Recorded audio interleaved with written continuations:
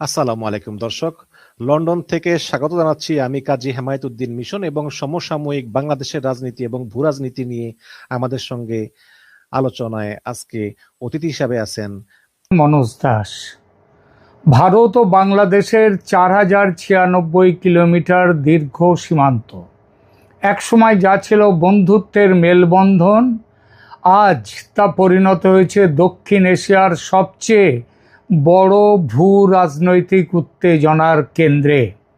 BSF ও বিজিবির মুখোমুখি অবস্থান, অনুপ্রবেশকারীদের পুশব্যাক, আর সেই সাথে সীমান্তে নতুন করে তৈরি হওয়া কাঁটাতারের বেড়া, সব মিলিয়ে পরিস্থিতি আজ বারুদের স্তূপে পরিণত হয়েছে। আজকের এই আলোচনায় আমরা খতিয়ে দেখব কেন দুই দেশের সীমান্ত আজ এক চরম সন্ধিক্ষণে দাঁড়িয়ে, কেন মনে হচ্ছে আমরা একটি অলিখিত কিন্তু নিশ্চিত যুদ্ধের দিকে এগিয়ে চলেছি। বর্তমান পরিস্থিতির মূলে রয়েছে পুশব্যাক বিতর্ক। একদিকে ভারত তার অভ্যন্তরীণ নিরাপত্তার খাতিরে অনুপ্রবেশকারীদের, তাও তাদের সংখ্যাটা কম নয়, কমপক্ষে 2 কোটি এবং ঊর্ধ্বপক্ষে 3 কোটিও ছাড়িয়ে যেতে পারে, এই বিরাট সংখ্যক বাংলাদেশি অনুপ্রবেশকারীদের ফেরাতে বদ্ধপরিকর ভারত। অন্যদিকে বাংলাদেশের বর্তমান শাসকরা তাদের গ্রহণ করতে নারাজ। আমরা জানি যে এই নারাজ হওয়ার পেছনে অনেক বাস্তবিক কারণ আছে। যে দেশ এমনিতেই চরম দারিদ্র্যের মধ্যে রয়েছে, যাদের এই মুহূর্তে সেইভাবে মানুষের খাদ্য, বস্ত্র, বাসস্থানের তেমন করে সুযোগ করে দিতে পারছে না, নানান অসুবিধে রয়েছে তাদের খাদ্যের সব কিছু দিক দিয়ে, তার উপরে 2.5 থেকে 3 কোটি মানুষকে যদি নিতে হয় তাহলে তাদের নানা রকম অসুবিধে, তারা আরও বিপর্যস্ত হয়ে যাবে। শুধু তো 3 কোটি মানুষের জন্যে কয়েকদিন আগে ভারতের পররাষ্ট্র দপ্তর থেকে বলেছে যে আজ থেকে 5 বছর আগে মানে শেখ হাসিনা তখন ছিলেন, তখন থেকে 2860 জন মানুষের একটা তালিকা বাংলাদেশের কাছে পাঠিয়ে দেওয়া হয়েছে তাদেরকে গ্রহণ করবার জন্যে, নিয়ে যাওয়ার জন্যে। বাংলাদেশ তার উত্তর আজ অবধি দেয়নি। দিলে মুশকিল আছে। এই তালিকাটা এই ভিত্তিতে একবার গ্রহণযোগ্য বলে তারা ধরে নিলে তারপরেই এই তালিকাতেই তো আর শেষ নয়, এবং এটা তো সবে শুরুও নয়, একেবারে শুরুরও আগের মাত্র 2860। এরপরে একটা বিরাট সংখ্যক মানুষের লিস্ট চলে আসবে। তো এই দুই অনমনীয় অবস্থানের কারণে বিএসএফ ও বিজিবি আজ সরাসরি মুখোমুখি দাঁড়িয়ে গেছে। কিন্তু এর চেয়েও ভয়ঙ্কর হলো এর সামাজিক প্রভাব। বাংলাদেশে কমতে কমতে যে 1.5 কোটি হিন্দু এখনো অবশিষ্ট আছে, তারা মুখোমুখি হয়েছে এক তীব্র আতঙ্কের। আর সেই 1947 সালের পর থেকে দীর্ঘ প্রায় 8 দশকের অভিজ্ঞতায় যা দেখা গেছে, এরকম একটা পরিস্থিতির উৎপত্তি হয় আর হিন্দুরা আতঙ্কিত হয়ে দেশ ছাড়ে। এবারও এই পরিপ্রেক্ষিতে হিন্দুরা আতঙ্কিত হয়ে আবার দেশ ছাড়তে শুরু করেছে। তবে এবার দেশ ছেড়ে ভারতে চলে আসাটা সহজ নয়। আগে দেশত্যাগ করে আসা হিন্দুরা সীমান্তে বাধা পেত না, এখন পাচ্ছে। এখন ভারত সম্ভবত বুঝিয়ে দিতে চাইছে ওরা হিন্দু হলেও তোমার দেশের নাগরিক, ওদের রক্ষণাবেক্ষণ করতে আইন অনুযায়ী তোমরা বাধ্য, আর সেই দায়িত্ব পালন করতে হবে তোমাদের। যেমন ভারত তার সংখ্যালঘু মুসলিম নাগরিকদের জীবন জীবিকার দায়িত্ব নিয়ে এসেছে, নিচ্ছে, তেমন তোমাদেরও নিতে হবে তোমাদের দেশের সংখ্যালঘু হিন্দুদের দায়িত্ব। যদি না পালন করো সে দায়িত্ব, তাহলে কি করা হবে এবার? এতদিন সেটা করা হয়নি, সেটাও সম্ভবত ঠিক করেছে এবার ভারত। সেই ঠিক করাটা কি বলবো, তবে এখন নয়, আলোচনার শেষে। যা বলছিলাম, সীমান্তের পশ্চিমবঙ্গ পারে ভিড় জমাচ্ছে অনুপ্রবেশকারী বাংলাদেশিরা দেশে ফিরবে বলে, স্বেচ্ছায় নয়, ভয়ে। বিএসএফ তাদের তুলে দেবে বিজিবির হাতে, কিন্তু বিজিবি, বাংলাদেশ বর্ডার গার্ডস, তারা সহজে নিতে চাইছে না।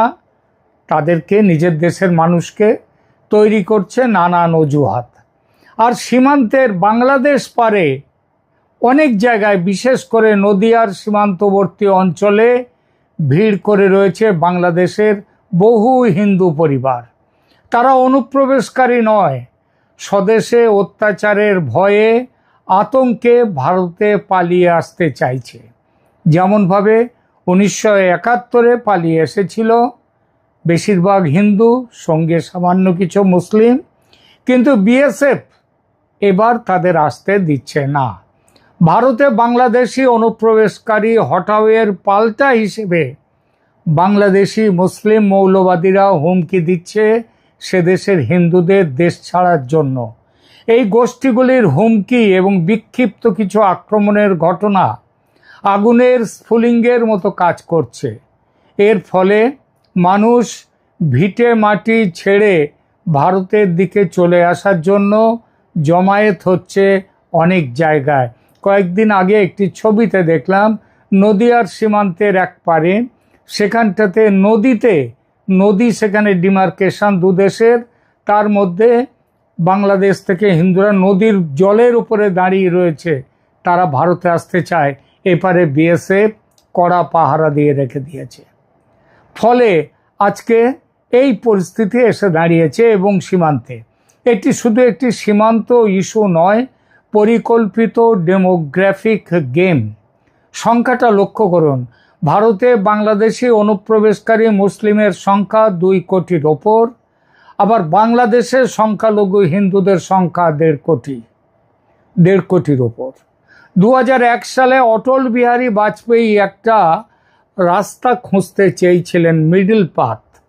তিনি মাধবগড় বলে একটি কমিটি তৈরি করে দিয়েছিলেন এই সমস্যা দেখার জন্যে। সেই কমিটি একটি অত্যন্ত বাস্তবসম্মত সুপারিশ করেছিল, সেটা হলো অবৈধ বাংলাদেশি অভিবাসীদের ওয়ার্ক পারমিট দিয়ে ভারতে রাখা। কিন্তু আজ সেই আলোচনার পথ বন্ধ। কেন? কারণ বাংলাদেশের বর্তমান প্রশাসনের মূল ভিত্তি হলো তীব্র ভারত বিরোধিতা। মোহাম্মদ ইউনূস চলে গেছেন, মোহাম্মদ তারেক রহমান এসেছেন, কিন্তু ব্যাখ্যা, সেই ভিত্তিটা এক রয়ে গেছে। বাংলাদেশে রাজনীতি করতে গেলে ভারত বিদ্বেষ সেখানকার রাজনৈতিক দলগুলোর খুব বড় মূলধন। এই মূলধন না থাকায় বা ভালোভাবে ব্যবহার না করায় শেখ হাসিনার পতন হয়েছে। আর এই মূলধনের জন্য তারেক রহমান ভারতের বন্ধুত্বের হাত ধরতে চাইছেন না, ফিরিয়ে দিয়েছেন। এখানেই আসে পাকিস্তানের কথা। গোয়েন্দা রিপোর্ট এবং ভূ রাজনৈতিক পর্যবেক্ষকদের মতে পাকিস্তান এই অস্থিতিশীলতাকে কাজে লাগিয়ে ভারতকে চাপে ফেলতে চাইছে। সিন্ধু জল চুক্তি নিয়ে ভারতের সাম্প্রতিক কঠোর অবস্থান, অপারেশন সিন্দুরে পরাজয়ের বদলা নিতে পাকিস্তানের পূর্ব সীমান্তকে অস্থির করে তোলার ছক, সে কথা স্পষ্টই বলেছেও পাকিস্তান। বলেছে এবার যুদ্ধ হবে ভারতের পূর্ব সীমান্তে। আর সেই উদ্দেশ্য সামনে রেখে পাকিস্তানের বড় কর্তারা, সামরিক কর্তা, এমনকি প্রধানমন্ত্রী পর্যন্ত কয়েকদিন আগে বাংলাদেশ সফর করে গেছেন। তাদের সামরিক বাহিনীর বড় কর্তারা বাংলাদেশ সফর করেছেন। আবার বাংলাদেশ সরকারও তাদের সামরিক বড় কর্তাদের সেখানে পাঠাচ্ছেন।